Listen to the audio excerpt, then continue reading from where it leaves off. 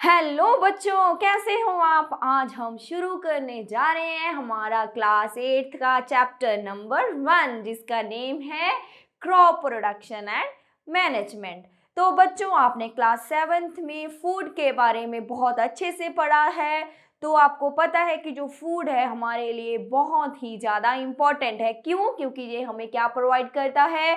Food हमें provide करता है एनर्जी। अगर हम फूड की इम्पोर्टेंस लिखें तो क्या है? फूड हमें प्रोवाइड करेगा बच्चों, एनर्जी प्रोवाइड करता है, हमारी ग्रोथ में हेल्प करेगा। और क्या है? हमारे जो वेरियस एक्टिविटीज़ हैं जैसे डाइजेशन है, और कौन सी एक्टिविटी होती है आपकी बॉडी में? आपकी बॉडी में रेस्पिरेशन होती है, एक्सक्रीशन होती है। इन वेरियस एक्टिविटीज़ को करने में हमें फूड क्या करता है बच्चों? हेल्प करता है। और आपके लिए एक क्वेश्चन है, आप मुझे बताओ, आप पढ़ के आए हो कि जो प्लांट्स होते हैं वो अपना फूड कैसे लेते हैं? तो आपका आंसर क्या है कि जो प्लांट होते हैं ये अपना फूड क्या करते हैं? खुद ही प्रिपेयर करते हैं। पढ़ के आए हो ना आप? तो वो कौन सा प्रोसेस है बच्चों? यस, वो है फोटोसिंथेसिस। जो प्लांट्स होते हैं वो कौन सी प्रोसेस से अपना फूड प्रिपेयर करते हैं? फोटोसिंथेसिस की प्रोसेस से अपना फूड क्या करते हैं? प्रिपेयर करते हैं। ये आप बहुत अच्छे से पढ़ के आए हो। अगर आपको नहीं पता है तो चलिए आप जाएं हमारे इस वीडियो को ढूंढें हमारे इस चैनल पे। तो आपको बहुत अच्छे से समझाया गया है कि कैसे प्लांट्स अपना फूड प्रिपेयर करते हैं। उसके बाद आती है एनिमल्स की बात और हमारी बात। Clear?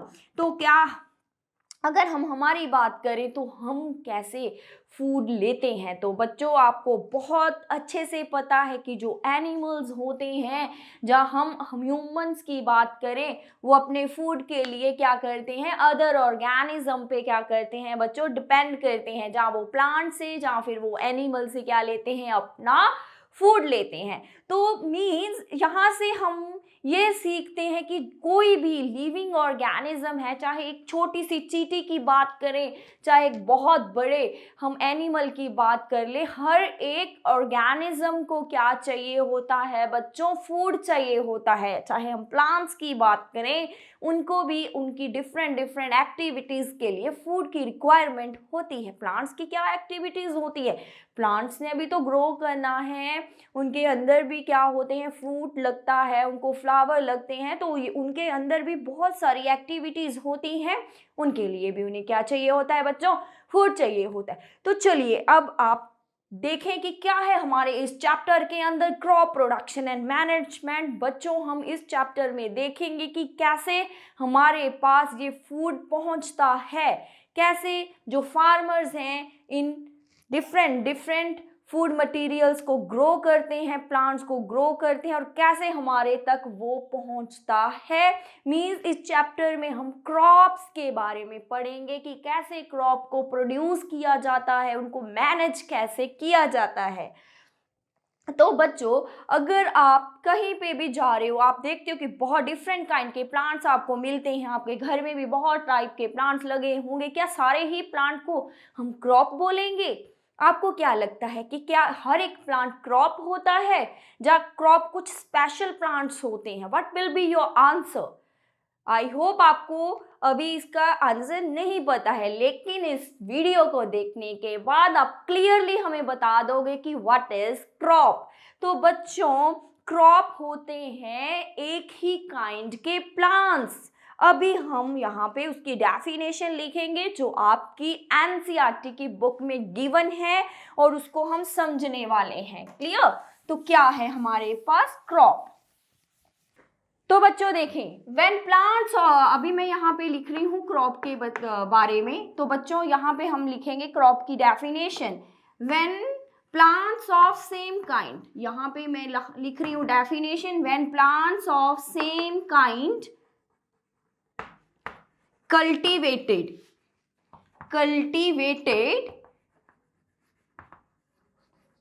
at large scale at particular area। Yes बच्चों, वो होती है हमारे पास क्रॉप। कोई पर्टिकुलर एरिया है, उस एरिया के अंदर हमने एक ही काइंड के क्या लगाए हैं, प्लांट्स लगाए हैं, बहुत लार्ज स्केल पे लगाए हैं, उनकी हम खेती कर रहे हैं, कल्टीवेटेड होता है, उनको ग्रो कर रहे हैं हम, तो उसे बोलते हैं क्रॉप। हर एक पौधा क्रॉप नहीं होता है बच्चों, जो आपकी सड़कों पे ऊपर लगे हैं डिफरेंट डिफरेंट काइंड के पौधे, बड़े बड़े से ट्रीज, वो क्रॉप में नहीं आते हैं। क्रॉप होता है एक पर्टिकुलर एरिया है, जैसे कि फार्मर्स के अपने अपने क्या होते हैं, खेत होते हैं ना, तो क्या है, उनका एक पर्टिकुलर फील्ड होता है, उस फील्ड के अंदर वो क्या करते हैं, जब एक ही टाइप का, एक ही तरह के पौधे लगाते हैं, अगर वीट है तो सारे ही प्लांट वीट के होंगे, अगर पैडी लगाई है तो सारे ही प्लांट पैडी के होंगे, मेज है तो सारे ही प्लांट मेज के होंगे, और उनको वो लार्ज स्केल पे ग्रो करते हैं। मीन्स ये होती है हमारे पास क्रॉप। क्यों जरूरत है हमें क्रॉप प्रोड्यूस करने की बच्चों, ताकि लिविंग ऑर्गेनिज्म को क्या प्रोवाइड किया जा सके, फूड प्रोवाइड किया जा सके। कोई भी ऑर्गेनिज्म, चाहे हम एनिमल्स की बात करें, ह्यूमन भूखा ना सोए। ये सारी चीज़ें को मैनेज करने के लिए हमने क्या किया, क्रॉप को प्रोड्यूस ग्रो किया बच्चों। तो ये है हमारे पास क्रॉप। तो आपको इंडिया के बारे में तो पता ही है कि इंडिया एक वास्ट कंट्री है। हमारे यहाँ लोग का जो मेन ऑक्यूपेशन है, यहाँ पे जो लोग हैं बहुत ज़्यादा, जो फार्मर हैं ज़्यादातर, वो क्या करते हैं, खेती ही करते हैं। एग्रीकल्चर का काम हमारे इंडिया में बहुत ज़्यादा होता है। क्यों? क्योंकि हमारे यहाँ पे जो वेदर की कंडीशंस हैं ये मोस्टली क्रॉप्स को सूट कर जाती हैं, इस वजह से। तो चलिए देखें कि हमारे इंडिया में कैसी कैसी क्रॉप्स को ग्रो किया जाता है। बेटा आपको यहाँ पे मैं बताने वाली हूँ कि इंडिया में डिफरेंट डिफरेंट सीजन आते हैं, जैसे समर है, विंटर है, रेनी सीजन आता है। उस सीजन के ऊपर जो क्रॉप है वो क्या करती हैं, डिपेंड करती हैं। रेनी सीजन में हम कुछ और क्रॉप्स लगाते हैं, विंटर में हम कुछ और क्रॉप्स लगाते हैं। वैरायटी ऑफ द क्रॉप हमारे इंडिया में मिलती हैं। क्यों? क्योंकि हमारे यहाँ पे वेदर कंडीशन जो है, क्लाइमेट कंडीशन जो है, डिफरेंट डिफरेंट होती हैं। एक साल में कभी ठंड आ जाती है, कभी गर्मी होती है, कभी रेन आ जाती है। तो वैसे वैसे ही हम क्या लगाएंगे, उनके अंदर क्रॉप लगाएंगे, तो ऐसे हमारे पास बहुत ज़्यादा वैरायटी आ जाएगी। तो हम हमारी पॉपुलेशन को बड़े अच्छे से क्या प्रोवाइड कर सकते हैं, फूड प्रोवाइड कर सकते हैं बच्चों। चलिए अब हम देखेंगे कि सीजन के बेसिस पे हमारे पास जो क्रॉप है ये कैसे डिवाइडेड है, on the basis off season. Clear? अच्छे से समझना है बच्चों, जहां पे कुछ नहीं समझ आएगा यू कैन आस्क। स्टूडेंट्स हमारे पास अगर हम सीजन देखें तो हमारे पास 3 टाइप की क्रॉप्स हैं। सबसे पहले मैं यहाँ पे मेंशन कर रही हूँ खरीफ क्रॉप, ऐसे ही फिर राबी क्रॉप्स हैं हमारे पास, और ज़ैद क्रॉप्स हैं। अभी मैं इनके बारे में डिटेल में आपको बताने वाली हूँ, तीनों को यहाँ पे लिखेंगे। तो हमारे पास जो खरीफ क्रॉप हैं ये होती हैं रेनी सीजन के अंदर, रेनी सीजन के अंदर। क्लियर? यहाँ पे जो वेदर की जो क्लाइमेट कंडीशन है, रेन यहाँ पे बहुत ज़्यादा होती है। आपको पता है कि हमारे मॉनसून आती हैं, जब मॉनसून आती होती है ना, बहुत बारिश होती है, उस टाइम का जो क्रॉप प्रोडक्शन है उसको बोलेंगे खरीफ क्रॉप। सेम वे अगर विंटर्स में जो क्रॉप्स को ग्रो किया जाता है वो होती हैं राबी क्रॉप्स, जो समर में लगाई जाती हैं बच्चों, गर्मियों के अंदर, यहाँ पे वो होती हैं ज़ैद क्रॉप्स। चलिए ये सीजन की तो बात हो गई है। अब हम देखेंगे कौन कौन से मंथ हैं हमारे पास। तो बच्चों रेनी सीजन जो है ये होता है हमारे पास जून से लेके यहाँ पे आ जाएगा सितंबर तक का टाइमिंग है। यहाँ पे जून में यहाँ पे क्या किए जाएंगे, सोइंग की जाएगी। मीन्स आप क्रॉप्स को लगाओगे इस मंथ में, जून में इनकी क्या होती है, इनको हम ग्रो करना शुरू करते हैं। और इनकी कटिंग कब होती है हमारी, रेडी हो जाएगी क्रॉप कब तक, सितंबर तक। तो हार्वेस्टिंग कब तक हो जाएगी बच्चों, हार्वेस्टिंग होगी सितंबर। मीन्स हम सितंबर में हमारी क्रॉप को क्या कर लेंगे, रिसीव कर लेंगे, खेत में से काट लेंगे उसको। क्लियर? उसके बाद आ जाता है विंटर, सितंबर के बाद शुरू होगा जी, अक्टूबर में इनको हम क्या कर देंगे, लगा देंगे खेत में। हमारे फील्ड खाली हो गए हैं ना, अब हमने ये वाली क्लियर कर लिया है, अब हमने ये वाली क्रॉप को ले लिया है, अब हमारा खेत पूरी तरह से वेकेंट है। अब हम उसमें लगाएंगे राबी क्रॉप्स। तो अक्टूबर में उनको लगा दिया जाएगा और उनको हम मार्च अप्रैल तक क्या कर लेंगे बच्चों, हार्वेस्ट कर लेंगे। हार्वेस्टिंग तो पता होगा आपको क्या होती है, कटिंग कर लेनी है हमने क्रॉप्स की। क्लियर, रेडी हो जाएगी आपकी मार्च तक क्रॉप पूरी तरह से। तो आप उसको अब वहां से कट करके अपने घर में लेके आ सकते हो। उसके बाद आता है ज़ेद क्रॉप। तो बच्चों ये बहुत कम पीरियड है जहाँ पे हम लगाते हैं ज़ेद क्रॉप। ये होता है यहाँ पे मैं मेंशन कर रही हूँ मार्च के बाद अप्रैल टू जून। बहुत ही छोटा सा टाइम पीरियड है जहाँ पे हम ये वाली क्रॉप को लगाते हैं।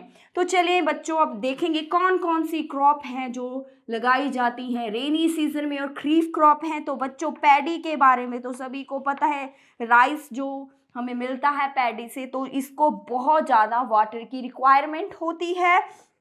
मेज़ है बच्चों, मक्की जिसको आप बोलते हो, पॉपकॉर्न खाते हो ना, तो यहीं से बनती है वो पॉपकॉर्न वाली मक्की आपके जो मेज़ हैं। सोयाबीन है बच्चों, आपने सुने होंगे। ग्राउंडनट खाते हो, मूंगफली, ये आपको बहुत ज़्यादा पसंद है। और हमारे पास कॉटन, ये कुछ क्रॉप्स हमने यहाँ पे मेंशन की हैं जो लगाई जाती हैं रेनी सीजन में। मीन्स इन क्रॉप को वाटर बहुत ज़्यादा चाहिए होता है, प्लेंटी ऑफ द वाटर, बहुत ज़्यादा वाटर इनको चाहिए ग्रो करने के लिए। जो विंटर वाली हैं इनको पानी ज़्यादा नहीं चाहिए, लेकिन इनको जो वेदर कंडीशन है, क्लाइमेट कंडीशन है, क्या चाहिए होती है, ठंडे ठंडे कूल वाला इनको चाहिए होता है। तो कौन कौन सी क्रॉप्स हम यहाँ पे लगाएंगे, वीट हम लगाते हैं, कनक तो पता है बहुत ज़्यादा यूज़ होती है, रोटी खाते हो ना, चपाती यहीं से तो बनाई है हमने, वीट से कनक की रोटी, इसको पीस के आटा बनता है ना आपका। उसके बाद यहाँ पे है जैसे मस्टर्ड है, मस्टर्ड का आप खाते हो, सरसों का साग तो बहुत ज़्यादा फेमस है, हमारे पंजाब का जो फेमस डिश है मस्टर्ड। और उसके बाद जैसे पी है, मटर आप खाते हो, ग्रैम्स हैं जैसे चने होते हैं बच्चे आपको, लिनसीड है। तो ये कुछ हैं हमारे पास क्रॉप जो हम लगाते हैं विंटर सीजन में। क्लियर बच्चों। उसके बाद आ जाता है समर में, जैसे वाटरमेलन खाते हो, बहुत पसंद होता है ना आपको, तो ये हमारी समर की कुछ ऐसे कुछ वेजिटेबल्स जो लगती हैं, इनको ग्रो करने में ज़्यादा टाइम नहीं चाहिए होता, बहुत कम समय में ये रेडी हो जाते हैं। जैसे कुकम्बर है, पम्पकिन है, तो ये कुछ हमारे पास हैं वेजिटेबल्स, वाटरमेलन, फ्रूट्स और वेजिटेबल्स मोस्टली जो ज़ेद क्रॉप के अंदर आ जाते हैं। तो ये था बच्चों आपके pass on the basis off season हमने कैसे इनको डिवाइड किया है। आप इसका एक स्क्रीनशॉट लेके रख सकते हो आप अपनी नोटबुक के अंदर। आपने ये वाली चीज़ को बहुत अच्छे से समझना है, इनका टाइम पीरियड जो है आपको बहुत अच्छे से पता होना चाहिए कि कब उनको हम ग्रो करते हैं और हार्वेस्टिंग कब तक होती है, ताकि आपको इनका डिफरेंस अच्छे से याद हो जाए। तो ये थी हमारे पास बच्चे on the basis off season crop का डिवीजन। तो चलिए अब हम देखेंगे बच्चों की, चले आपको ये तो समझ आ गया हम कैसे क्रॉप को क्या करते हैं, ग्रो करते हैं, उसके लिए क्या क्या तैयारियां करनी है। जैसे आपने पेपर का देने जाना होता है तो बहुत ज़्यादा प्रिपेयर होना पड़ता है, ऐसे हमने कोई भी काम करना है उसके लिए प्रेपरेशन करना बहुत ज़्यादा इम्पॉर्टेंट है। तो ऐसे ही आप क्रॉप लगाने जा रहे हो, उसके लिए हमने हमारे फील्ड को क्या करना होता है, रेडी करना होता है। तो चलिए कौन कौन से वो टास्क हैं, कौन कौन सी वो एक्टिविटीज़ हैं जो की जाती हैं during crop production. I am going to write the basic practices of the crop production. चलिए देखें कौन कौन सी आपकी बुक में मेंशन है बच्चों, तो आप उसको भी साथ साथ देख सकते हो और अच्छे से इस चीज़ को समझ सकते हो। तो हमारी एग्रीकल्चर की जो बेसिक प्रैक्टिसेस हैं, एग्रीकल्चरल प्रैक्टिसेस कौन कौन सी हैं, कोई भी क्रॉप आपने लगानी है उसके लिए कौन सी एक्टिविटीज़ आपको करनी है। क्लियर। तो चलें देखें, सबसे पहले हम करेंगे हमारी सॉइल को प्रेपरेशन ऑफ द सॉइल। पहले हम रेडी करेंगे हमारी सॉइल को ताकि उसके अंदर हमारे हेल्दी प्लांट क्या है, ग्रो कर सके। उसके बाद चलो आपकी सॉइल रेडी हो गई है तो हम क्या करेंगे, उसके अंदर सोइंग सीड्स को लगाएंगे बच्चों, सोइंग ऑफ सीड्स। तो हम स्टेप बाय स्टेप हर एक पॉइंट को डिस्कस करने वाले हैं। इस वीडियो के अंदर। उसके बाद किया जाएगा, हमारे पास सोइंग हो गई है, देन एडिंग मैन्योर। उसके अंदर हम कुछ मैन्योर डालेंगे, कुछ फर्टिलाइजर्स को डाला जाएगा, adding manure and the fertilizers. उसके बाद क्या किया जाएगा बच्चों, पानी भी तो देना होता है ना क्रॉप्स को, फिर इरिगेशन की जाएगी। इरिगेशन करने के बाद हमारे खेत में छोटे छोटे से प्लांट ग्रो कर जाते हैं, उनके साथ कुछ अनवांटेड प्लांट भी हो जाते हैं, उनसे उनको प्रोटेक्ट करना है, प्रोटेक्टिंग फ्रॉम वीड्स। फिर हमने वहाँ से वो वीड्स को निकालना है, प्रोटेक्टिंग फ्रॉम वीड्स, क्लियर। उसके बाद हम क्या करेंगे बच्चों, हार्वेस्टिंग करेंगे, हमारी क्रॉप रेडी हो जाएगी, हम उसको कटिंग करेंगे, तो एंड में हम क्या करेंगे बच्चों, storage. Storage is very important. अगर स्टोर ही नहीं किया आपने अच्छे से क्रॉप, तो क्या फ़ायदा इतनी एफर्ट्स करने का। स्टोरेज हम देखेंगे वन बाय वन, हम हर एक स्टेप को अच्छे से समझने वाले हैं क्या है इन स्टेप्स के अंदर। चलिए हम शुरू करते हैं, प्रेपरेशन ऑफ सॉइल। तो बच्चों आपने एक चीज़ और ध्यान देनी है, हमारे पास कितने स्टेप हैं बच्चों, 7 स्टेप हैं। जैसे रेनबो के अंदर कितने कलर होते हैं, 7 कलर होते हैं। ऐसे ही एग्रीकल्चर प्रैक्टिसेस के कितने स्टेप हैं बच्चों, 7। तो आपने याद रखना है इनको। तो चलिए शुरू करते हैं, हमारा first step, preparation of soil. बहुत ही ईजीएस्ट वे में समझने वाले हैं हम हर एक चीज़। तो बच्चों प्रेपरेशन ऑफ सॉइल, हमने हमारी सॉइल को रेडी करना है। प्रेपरेशन ऑफ सॉइल का क्या मीन है, ये हमारे एग्रीकल्चर प्रैक्टिसेस का सबसे फर्स्ट एंड इम्पॉर्टेंट टास्क है, इम्पॉर्टेंट काम है। तो ये है हमारा फर्स्ट स्टेप, क्लियर। कौन सा स्टेप है, first, preparation of soil. Preparation of soil का मतलब क्या है बच्चों, इसका मीन है loosening of soil, loosening and turning of soil. हमने हमारी सॉइल को लूज करना है, सॉफ्ट करना है और उसको टर्न करना है। टर्न मीन्स ऐसे नीचे वाली को ऊपर, ऊपर वाली को ऐसे घुमा देना है हमने मिट्टी को। कैसे करेंगे, सपोज करो आपका ऐसे ग्राउंड है प्रॉपर, बहुत हार्ड सा ग्राउंड है, जहाँ पे खेलते हो, कभी प्लेग्राउंड को देखा, बहुत ज़्यादा हार्ड है आपका, बहुत उसमें इजीली आप प्ले करते हो, लेकिन उसको क्या उसके अंदर प्लांट अच्छे से ग्रो करेंगे, नहीं। प्लांट्स को अगर आपने ग्रो करना है ना, तो सॉइल लूज होनी चाहिए, सॉफ्ट होनी चाहिए। क्यों सॉफ्ट होनी चाहिए बच्चों सॉइल, क्योंकि तभी तो उसके अंदर जो रूट्स हैं ना वो अच्छे से जाएंगी। अगर सॉइल बहुत ज़्यादा हार्ड है तो उसके अंदर कैसे जो रूट्स हैं वो पेनिट्रेट करेंगी, बड़ा मुश्किल हो जाएगा। सॉइल का लूज होना बहुत ज़्यादा इम्पॉर्टेंट है। लूज करना सॉइल को, उसको टर्निंग करना, नीचे वाली सॉइल को ऊपर ऐसे अदल बदल कर देना, अभी हम देखेंगे वन बाय वन सारी चीज़ें, तो उसको बोलते हैं बच्चों प्रेपरेशन ऑफ सॉइल करना। मीन्स हम यहाँ पे लूज करेंगे सॉइल को और उसको टर्न करेंगे, क्लियर। तो loosening of soil means preparation of soil क्यों इम्पॉर्टेंट है, वाई, हम क्यों करते हैं लूजनिंग ऑफ सॉइल, क्योंकि ये हेल्प करती है, इट हेल्प्स। मैं यहाँ पे मेंशन कर रही हूँ, आप लिख सकते हो, why we do the loosening of the soil और why we prepare the soil, clear. It helps the root to penetrate easily. Penetrate means easily वो सॉइल के अंदर क्या है, इजीली जा सकती हैं उसके अंदर। उसके बाद हेल्प करता है रूट्स को, help the roots to breathe easily, to breathe. जो हमारी रूट्स होती हैं ना, उनके लिए भी तो चाहिए होती है ऑक्सीजन, हर एक को ऑक्सीजन चाहिए होती है, आपको सांस लेने के लिए ऑक्सीजन चाहिए होती है, ऐसे रूट्स को भी ऑक्सीजन चाहिए होती है। अगर अंदर मिट्टी लूज है बच्चों, तो उसके अंदर एयर भी इजीली जा सकती है ना। ऐसे लूज लूज सी सॉइल है, इसके अंदर जो स्पेसिस होंगी, यहाँ पे क्या हो जाएगी, एयर चली जाएगी। तो रूट्स, मान ले यहाँ पे एक रूट है, रूट अंदर है ना मिट्टी के, तो उसके अंदर ऑक्सीजन क्या है, इजीली मिल जाएगी। तो रूट बाहर आके तो ऑक्सीजन नहीं लेगी ना, हवा में तो बड़ी ऑक्सीजन आप तो बड़ी इजीली सांस ले लेते हो।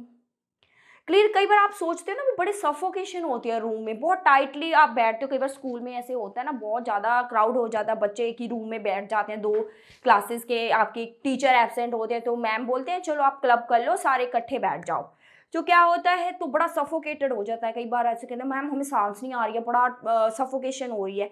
तो आप कहते हैं थोड़े लूज, आप चाहते हो कि हम थोड़ा खुला खुला होके बैठे ताकि आपको इजीली ब्रीथ कर सको। तो सेम वे ऐसे ही होता है बच्चों, अगर लूज है ना सॉइल, तो पार्टिकल्स, मिट्टी के जो पार्टिकल्स होंगे तो थोड़े दूर दूर हो जाएंगे, उसके अंदर एयर भी होगी, तो रूट्स को इजीली एयर मिलती रहेगी। अगर पार्टिकल बिल्कुल चिपके हुए हैं एक दूसरे से, लूज नहीं है आपकी सॉइल, तो उसके अंदर एयर भी नहीं जाएगी, तो रूट्स को कहाँ से ऑक्सीजन मिलेगी, ठीक है ना। तो आपको मीन्स यहाँ पे जब लूज नहीं करते हो आप सॉइल की, तो उससे क्या होता है, रूट्स को इजीली ऑक्सीजन अवेलेबल हो जाती है। उसके बाद अगर आप सॉइल को लूज करोगे बच्चों, सॉफ्ट होगी हमारी सॉइल, तो उसके अंदर क्या ग्रो करेंगे, अर्थवॉर्म्स भी ग्रो करेंगे। क्लियर। तो यहाँ पे मैं लिख रही हूँ बाकी वाले स्टेप्स आपके। तो क्या करता है, it helps in the growth of earthworms। Earthworm भी लूज मिट्टी के अंदर, लूज सॉइल के अंदर अर्थवॉर्म भी इजीली क्या करते हैं, ग्रो करते हैं। एंड माइक्रोब्स भी ग्रो करेंगे, कुछ इंसेक्ट ग्रो करेंगे। तो इनका क्या फायदा होता है, अर्थवॉर्म है, ये माइक्रोब्स हैं, ये क्या होते हैं, फ्रेंड ऑफ द फार्मर होते हैं। क्यों, क्योंकि जो अर्थवॉर्म होता है ना, ये क्या करता है, मिट्टी के अंदर कुछ ह्यूमस ऐड करते हैं, जो भी ये खाते हैं वहाँ पे, तो वो क्या करते हैं, अपने अंदर से जो वेस्ट छोड़ते हैं, वो क्या होता है वेस्ट, उसके अंदर बहुत ज़्यादा न्यूट्रिएंट्स होते हैं। और अर्थवॉर्म मिट्टी को क्या करते हैं, सॉफ्ट करने में भी हेल्प करते हैं। ये अपनी बरोज बनाते हैं ना, उसके अंदर ऐसे खड्डे से निकालते रहते हैं, तो अर्थवॉर्म भी ऐसे बहुत ज़्यादा होल करते हैं मिट्टी के अंदर। तो ये जितने ज़्यादा अर्थवॉर्म होंगे, उतना ये मिट्टी को क्या करते रहेंगे, लूज करते रहेंगे टाइम टू टाइम। क्योंकि एक बार आप तो सबसे पहले ही आप लूज करोगे ना, तो एंड तक तो फिर दोबारा नहीं कर पाओगे, एक बार क्रॉप लग जाएगी तो उसको टाइम टू टाइम क्या है, अर्थवॉर्म क्या है, पूरा टाइम पीरियड के लिए आपकी मिट्टी को क्या रखते हैं, सॉफ्ट रखते हैं बच्चों, लूज करने में हेल्प करते हैं।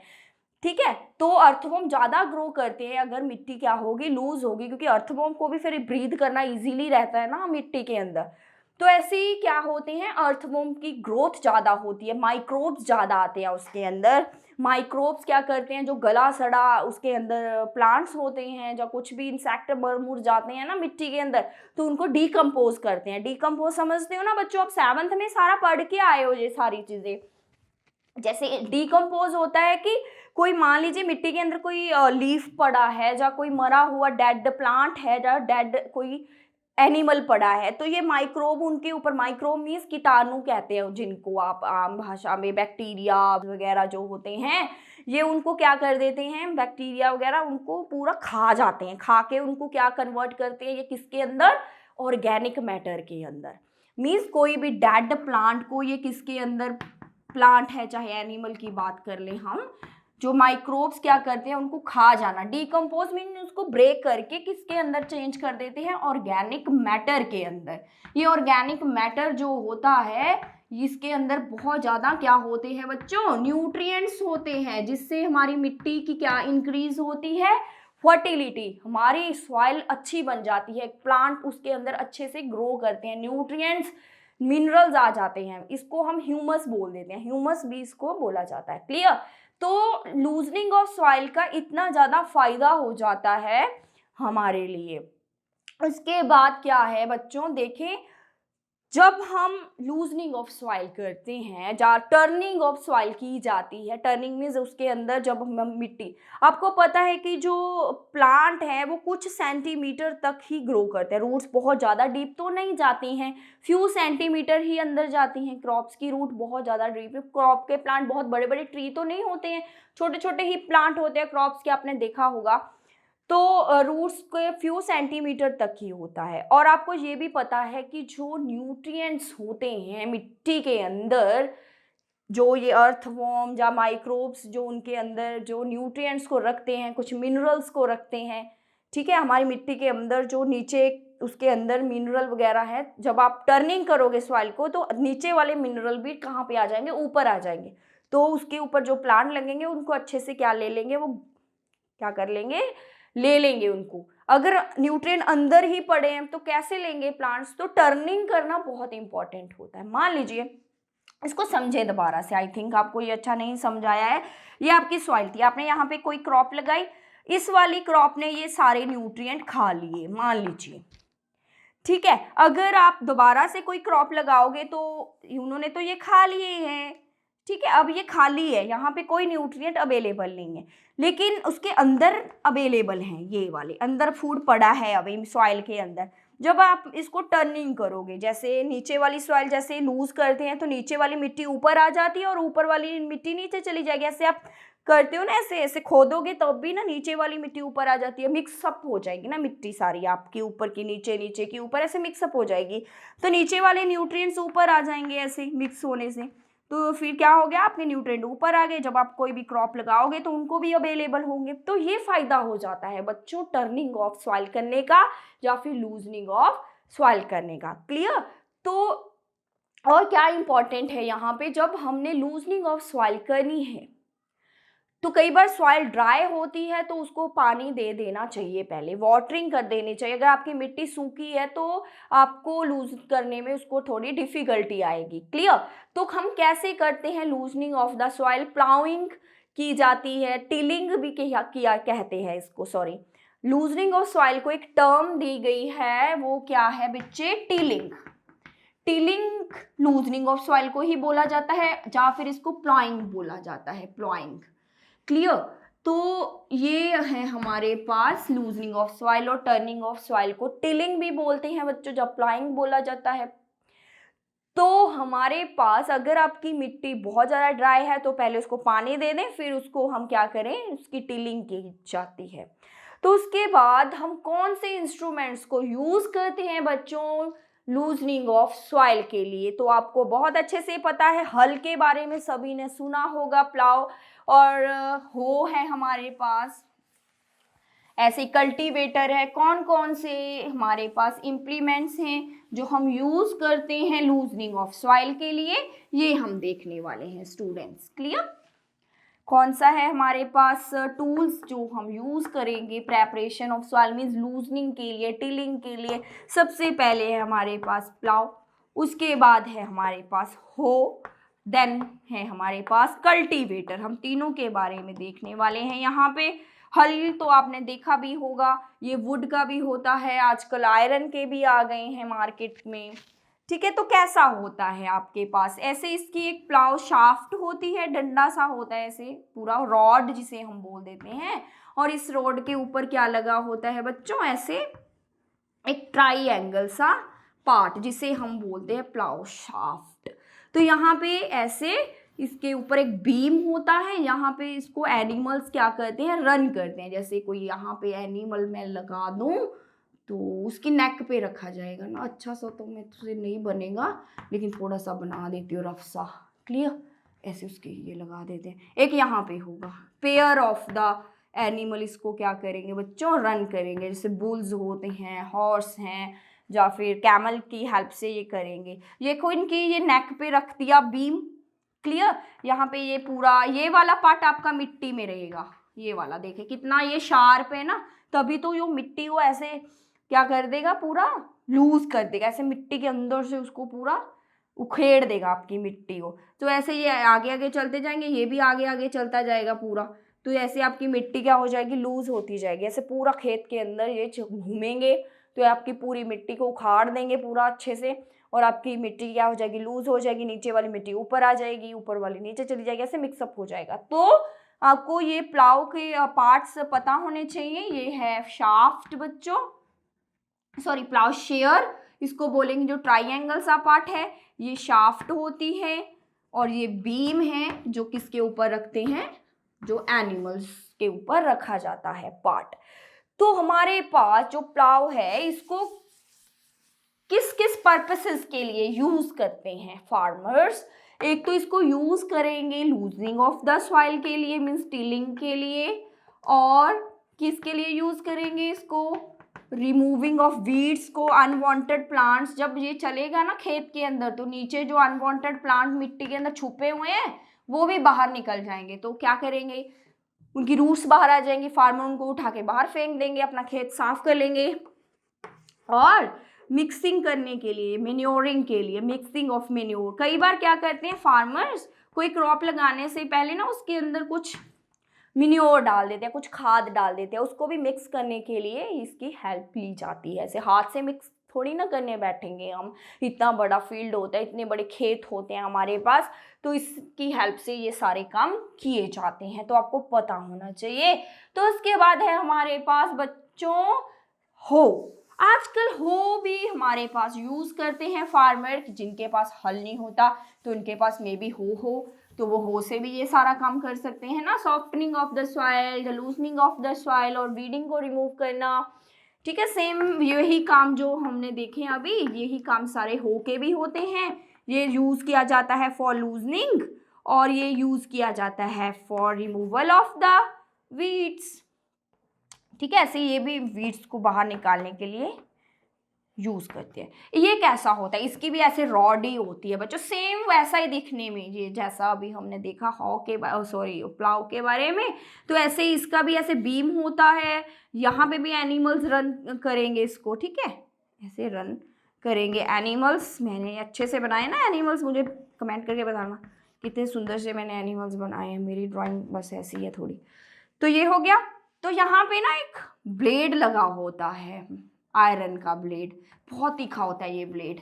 ये वाला जो ब्लेड है, यहाँ पे ग्रिप है, इसके पार्ट्स आपकी बुक में गिवन है। ये जो रॉड है ये वुड की भी हो सकती है, आयरन की भी, तो वैरायटी है हमारे पास। जो वुड का होगा थोड़ा वो एक्सपेंसिव कम होगा, जो आयरन वाला थोड़ा महंगा होगा। तो हर एक फार्मर के लिए बनाए गए हैं।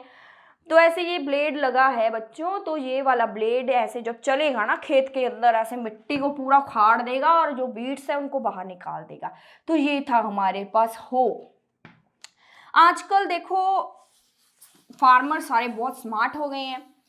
उन्होंने क्या किया है, ये प्लाव, ये हो वगैरह को छोड़कर अब कल्टीवेटर्स ले लिए हैं और ट्रैक्टर ले लिया है उन्होंने।